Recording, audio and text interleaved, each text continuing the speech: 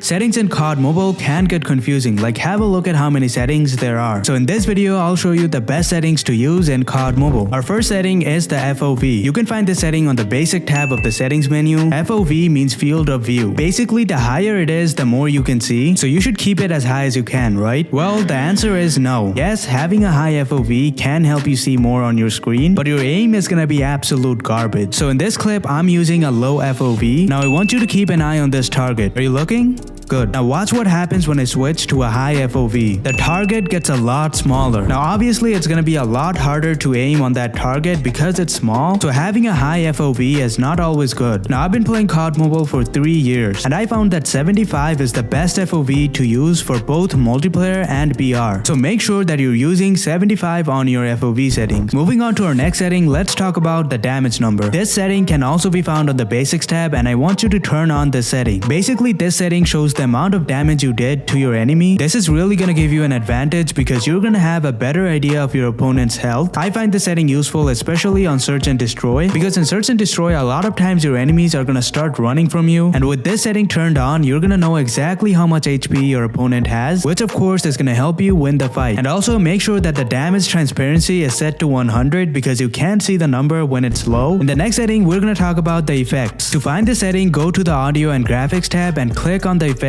panel. Now for the effect style, you want to choose the battlefield smoke and make sure that you're using yellow as the color. The reason why you want to turn on this setting is because it's going to help you spot your enemy. So basically what it does is when you're shooting, it's going to show an explosion on your opponent's body. It's basically like a free kill effect that you get on those mythic weapons. Now this effect is really useful for long range fight. Because of this effect, you can understand the position of your enemy from far away, and make sure that you're using yellow as the color because it is a really vibrant color. Moving on to the next setting, let's talk about the HUD. To find this setting, you need to go to the controls tab and click on custom layout. Now have a look at all these buttons. It's really not that pleasing to the eye. Now if we use the simplified HUD, it makes things a lot more simple. It gets rid of all those bendy design and gives you a nice rectangular look. For this style, you need to click on this button that says default HUD and select the one that says simplified HUD. Moving on to the next setting, we have the always sprint. This is another setting you can find on the basic tab. This is a setting that's going to help you avoid a very annoying mistake. So what is that mistake? I'm sure at some point of you playing Call of Duty, you meant to slide but you actually crouched, and I know it's really annoying. With this setting turned on, you're always gonna sprint while using the joystick, meaning you'll never have to face that issue ever again. Now if you play search and destroy, I do understand that you need to walk sometimes. If that's the case, then you can use the slider to adjust the sensitivity of your joystick, but I recommend to just turn on always sprint because we hardly even walk in COD Mobile. Our final setting is gonna help you reduce lag in COD Mobile. If you want to be competitive, then no matter how good your device is, you gotta keep your graphics low and your frame rate high. It's gonna reduce the pressure on your device and your gameplay is gonna be a lot smoother. And I know people with high-end devices are gonna get triggered, but look, I use an iPhone 14 Pro Max and I also do this. Having that high frame rate is definitely worth it. I would rather have more FPS than having a high graphic. Make sure to leave a like if this video helped you. I'll see you later.